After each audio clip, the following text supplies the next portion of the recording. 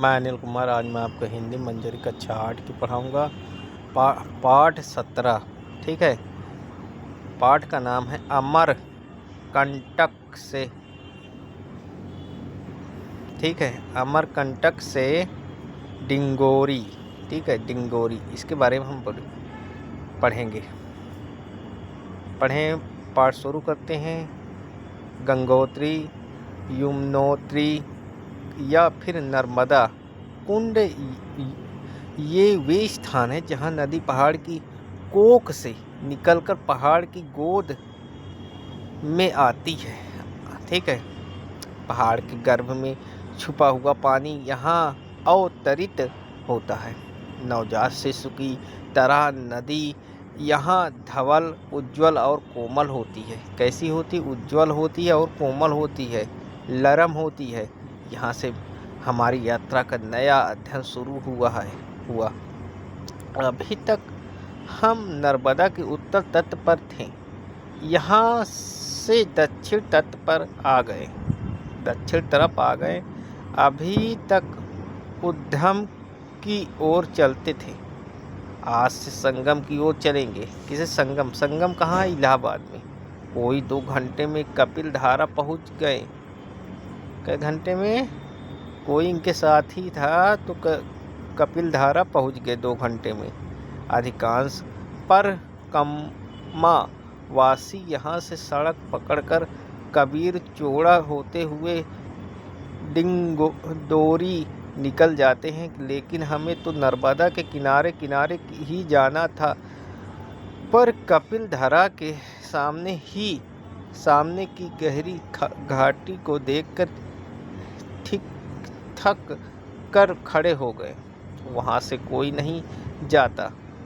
वहाँ पगडंडी, तो क्या पगडंडी की चूड़ियाँ तक नहीं थी।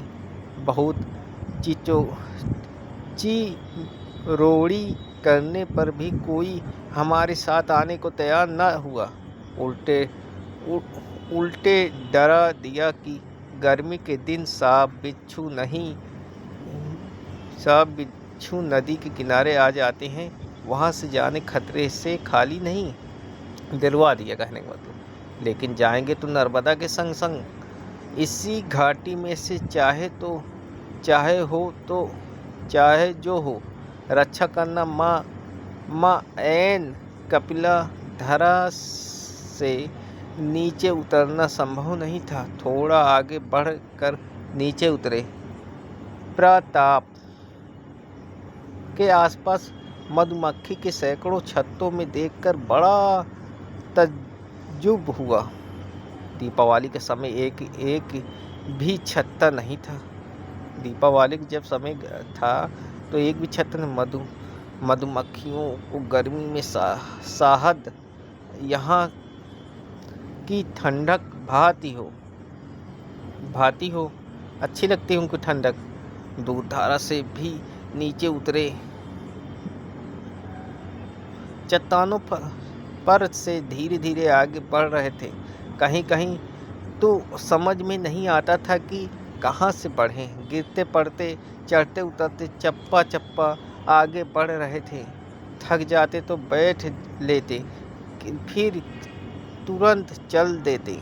इन सुनसान घाटी में हम अनावश्यक विलम्ब करना नहीं चाहते थे। विलम्ब नर्मदा भी नहीं चाहती थी। तेज गति से कूदती दौड़ती नीचे उतर रही थी। अमर कंटक कोई बड़ा पहाड़ नहीं। आते समय हम इसे 2 घंटे में चढ़ गए थे। उस समय नर्मदा का साथ छोड़ दिया था, सीधे पगडंडी से चढ़े थे। इस बार नर्मदा के किनारे किनारे बिना पगडंडी के उतर रहे थे। नर्मदा की उल्टी उंगली पकड़कर हम चल रहे थे। आमने सामने ऊंचे हरे भरे पहाड़ और बीच में गहरी और सकरी घाटी में से बहती हुई तंगवांगी नर्मदा। तीसरे पहर घाटी चेड़ी होने लगी। मैं समझ गया कि पहाड़ खत्म होने को है, मैदान आ गया। हमारी खुशी का क्या कहना। अमरकंटक का नाम मेकल भी है, इसीलिए नर्मदा का नाम मेकल सुता भी है। ठीक है। मेकल अपनी बिटिया को वनाच्छादित घाटी में से किस भी हिफाजत से नीचे छोड़ गया है, इसे आज हमने अपनी आंखों से देखा। आगे जाने का पगडंडी मिल गई। इक्के दुक्के ग्रामीण भी दिखाई देने लगे। कहने इक्के दुक्के कौन दिखाई देने लगे? ग्रामीण के, गांव के लोग। ग्रामीण का मतलब गांव के लोग। शाम होते होते पकड़ी सोना पहुँचे। खूब सवेरे आगे बढ़े। सामने से सूखे खेतों में से बहती नर्मदा साफ दिखाई दे रही थी। अभी तक तंग घाटी के घने साल वन का मतलब जंगल में नर्मदा छुपी थी, मुश्किल में ही नजर आती थी, लेकिन यहाँ से वह दूर से ही साफ साफ दिखाई देती है। नर्मदा का जल मानो गोरैया की तरह हुआ है। ऊपर कुंड के गौशाले में अंडे की तरह अवतरित हुई है। अंडे में से बाहर वह यहाँ नीचे निकली है। आगे एक पेड़ की छाया में भोजन बनाने बैठे। पास में किंगरंगी गांव है। वहाँ का एक ग्रामीण नहाने आया था। गांव का एक आदमी नहाने आया था।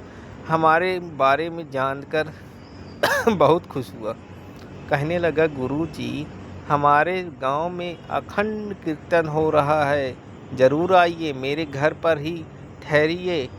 उसके आगे देखेंगे, उसके घर पहुँचे। पड़ोस में अखंड कीर्तन चल रहा था। दूसरे दिन आम का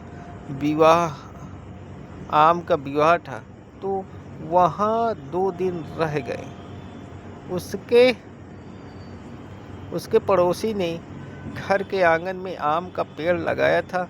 2 साल से उसमें आम लग रहे थे, लेकिन जब तक वह उस पेड़ का विवाह नहीं कर देता तब तक उसके फल नहीं खा सकता। ऐसा रिवाज है वहाँ का। ठीक है। यहाँ तो 100 चमेली के बेल के साथ आम का विवाह रचाया है। पंडित जी आए हैं, विधिवत विवाह हो रहा है। हम यह सब रसपूर्वक देखते रहें। गांव के कठोर जीवन में ऐसा अनुष्ठान रस घोलते हैं। गार कामांडा में गोपी कोटवर के घर रहे। गांव में एक जगह शादी हो रही थी। हम भी शामिल हुए। भौरे पड़ रही थी। सभी ने दूल्हा दुल्हन के पैर पूजे। मैंने भी पूजे। दुल्हन के हाथ में 2 रुपए रखे तो लका मच गया। सभी दस्ती जो दे रहे थे। एक मजे की बात यह थी कि यह लड़की का नहीं, लड़के का था। यहाँ 4 भौरे लड़की के घर पड़ती है और 3 लड़के के घर। यहाँ से चलने पर नर्मदा का एक प्रपात देखने को मिला। नर्मदा के 20 प्रपातों में सबसे लहुरा कोई 1 मीटर ऊंचा। पानी ने पथरीले पाथ को काट छाट कर खोखला बना दिया है, मानो नदी में कोठियाँ बनी हों। इसीलिए इसका नाम कोठी घूघर या घुघरा यानी प्रपात सिरहीन धरती पर से आगे बढ़ रहे थे। दिवाली के समय जब सामने तट से नीचे तट से चले थे तब कैसे हरियाली थी। उसकी जगह अब है सूरज की ज्वाला से चटकी हुई भूरी सूखी जमीन। छाया के लिए कहीं पेड़ तक नहीं, दिन डोरी तक ऐसी ही उजाड़ रहेगा। इसीलिए बड़े सवेरे चल देते और 9-10 बजे तक जो गांव आ जाता वही ठहर जाते। अगला पाड़व बंजर टोला, इसके बाद सिवनी संगम। यहाँ सिवनी नदी नर्मदा में आ मिली है। संगम पर बने मंदिर में रहने की बढ़िया व्यवस्था हो गई और यहाँ का एकांत श्री मन को छू गया। तो यहाँ 4 दिन रह गए। शादियों के दिन थे। मंदिर में सामने की पगड़ी से बारातें निकलती रहती थी। अद्भुत आकर्षण है माँ नर्मदा में। वैसाखी पूर्णिमा के दिन खूब बारातें देखने को मिली। शहनाई, निशान, नगाड़े, टिमकी और झुमका के स्वर दिन भर गूंजते रहे। दुल्हन हाथ में पंखा लिए घोड़े पर सवार रहते। एक कांवर में दहेज रहता। पगड़ी पर चलते एक के पीछे एक 10-15 बाराती रहते। बस हो गई बारात। तोताराम पास के गोरखपुर बाजार में मनिहारी का सामान बेचता है। रोज नर्मदा नहाने आता है। साथ में रहता है उसका तोता, पिंजड़े में नहीं उसके कंधे पर, लेकिन उड़ नहीं पाता। तोते से बड़ा प्यार है उसे। अकेला जीव, न घर न घाट, न कोई आगे न पीछे। थोड़े बहुत पैसे इकट्ठे होते ही तीरथ करने निकल पड़ता है। एक दिन मैंने पूछा, तोता राम, तुमने शादी नहीं की? सगाई तो 3 बार हुई, लेकिन शादी एक बार भी नहीं हुई। किसी न किसी कारण से सगाई टूट जाती है।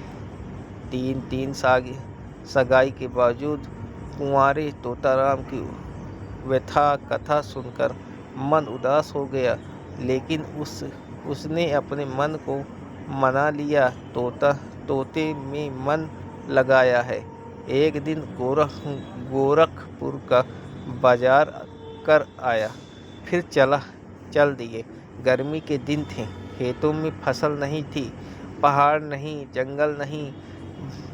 जंगल में दूर छाया के दिन एक पेड़ नहीं। सामने का गांव दूर से ही दिखाता रहता। रास्ता भटक जाने का कोई भय नहीं। सो पगडंडी की परवाह किए बिना नर्मदा के किनारे ही चलती। धूप के कारण बुरा हाल था, पर आज आकाश में बादल थे। पथुर कुचा तक पहुँचते आकाश बादलों से घिर गया। यहाँ नदी के पट में बहुत सी चट्टानें थीं, वरना यहाँ तक नदी केवल मिट्टी में होकर बहती है। आगे देखें, कपड़े धोने तक के लिए पत्थर नहीं था।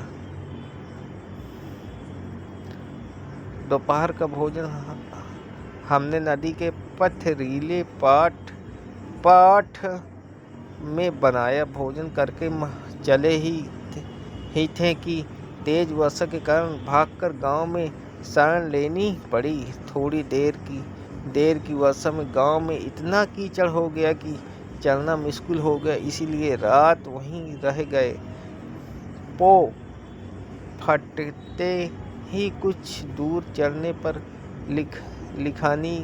लिखनी गांव में एक वृद्धा से पीने के लिए पानी मांगा तो उसने कहा, आओ बेटा पानी देता हूँ, लेकिन ऐसा करो रोटी खाकर पानी पियो, धूप में से आ रहे हो, खाकर पानी पियोगे तो ठीक रहेगा। माँ जैसे बच्चे को फुसलाती है, दुलराती है, बिल्कुल वही भाव। उसके नेह को टाल नहीं सके। वह रोटियां ले आई, उस पर शक्कर रखी थी। लो खा लो बेटा। कैसा तृप्ति का भाव था उसके चेहरे पर। अगला पाड़व मझिया खार, फिर गोमती संगम, फिर लक्ष्मण मांडवा में एक साध्वी रहती है। मैंने उनसे कहा कि नौकरी के कारण पूरी परिक्रमा एक साथ नहीं कर सकता, छुट्टियों में थोड़ी थोड़ी करके करता हूँ। तो उन्होंने कहा, बेटा बूंदी का लड्डू पूरा खाओ तो मीठा लगता है और चूरा खाओ तो मीठा लगता है, इसका दुख न करना।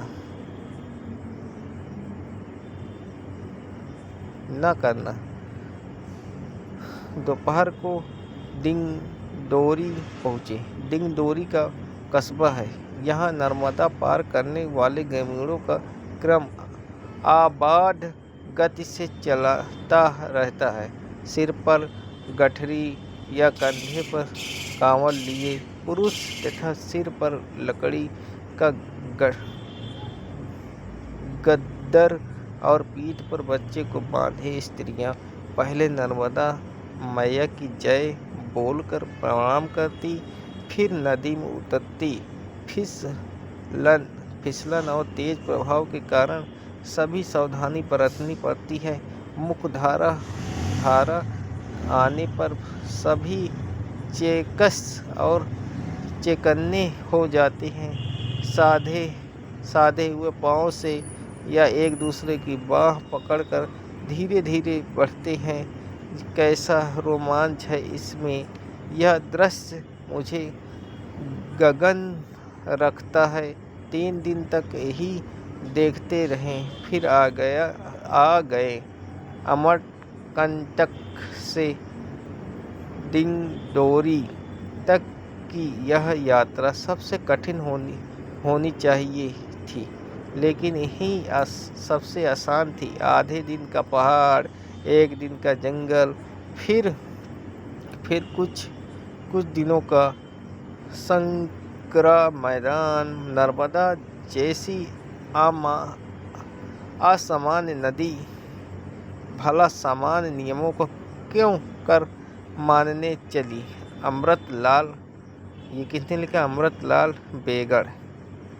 इस यात्रा वृत्तांत के लेखक श्री अमृतलाल बेगड़ का जन्म 3 अक्टूबर 1928 को जबलपुर मध्य प्रदेश में हुआ था। नर्मदा नदी के प्रति विशेष लगाव के कारण वे नर्मदा तट की 1800 किलोमीटर से अधिक की कठिन पथ यात्रा 1800 किलोमीटर से अधिक कठिन पथगमन पैदल यात्रा कर चुके हैं। लेखन के साथ कला में भी रुचि करने वाले श्री बेगड़ के नर्मदा परिक्रमा पर आधारित अनेक चित्र विभिन्न प्रदर्शनियों में आमंत्रित एवं पुरस्कृत हो चुके हैं। इन्हें वर्ष 2004 में साहित्य अकादमी पुरस्कार से सम्मानित किया गया। इसी के साथ हमारा पाठ समाप्त हुआ।